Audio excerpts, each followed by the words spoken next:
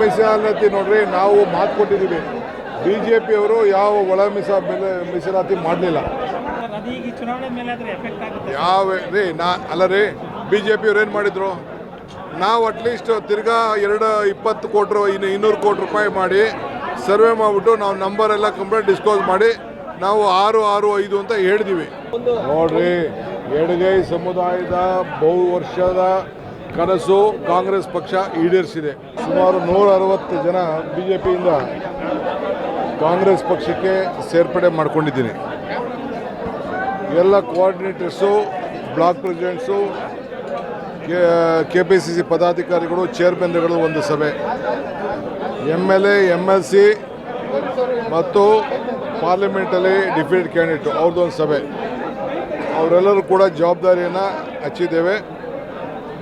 ಯಾವ ರೀತಿ ನಮ್ಮ ಗ್ಯಾರಂಟಿಗಳನ್ನೆಲ್ಲ ಮಾತಾಡಿಸ್ಬೇಕು, ಯಾವ ರೀತಿ ಬೂತ್ನ ಜವಾಬ್ದಾರಿ ತಗೋಬೇಕು ಅಂಥೇಳಿ ನಮ್ಮದೇ ಆದಂಥ ಮಾರ್ಗದರ್ಶನವನ್ನು ಕೊಟ್ಟಿದ್ದೇವೆ.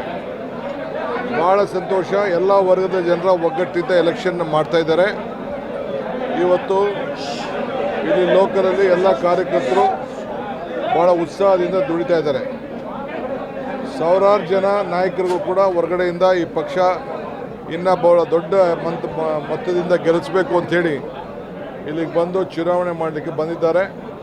ಅವರೆಲ್ಲರೂ ಕೂಡ ನಾವು ಮಾರ್ಗದರ್ಶನವನ್ನು ನಾವು ಕೊಟ್ಟಿದ್ದೇವೆ.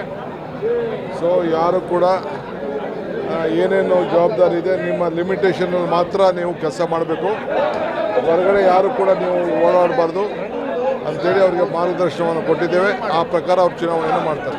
ಒಳ ಮೀಸಲಾತಿ ನೋಡ್ರಿ, ನಾವು ಮಾತು ಕೊಟ್ಟಿದ್ದೀವಿ.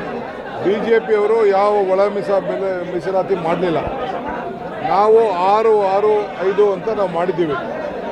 ಈಗ 56,000 ಜನ ಉದ್ಯೋಗಕ್ಕೆ ಕರೆದಿದ್ದೀವಿ. ಈಗ ಸುಪ್ರೀಂ ಕೋರ್ಟಲ್ಲಿ ಕೆಲವು ಸ್ಟೇ ಇತ್ತು, ಅದು ಮೊನ್ನೆ 27ನೇ ತಾರೀಕು ನಾವು ಇಟ್ಕೊಂಡಿದ್ದೆವು.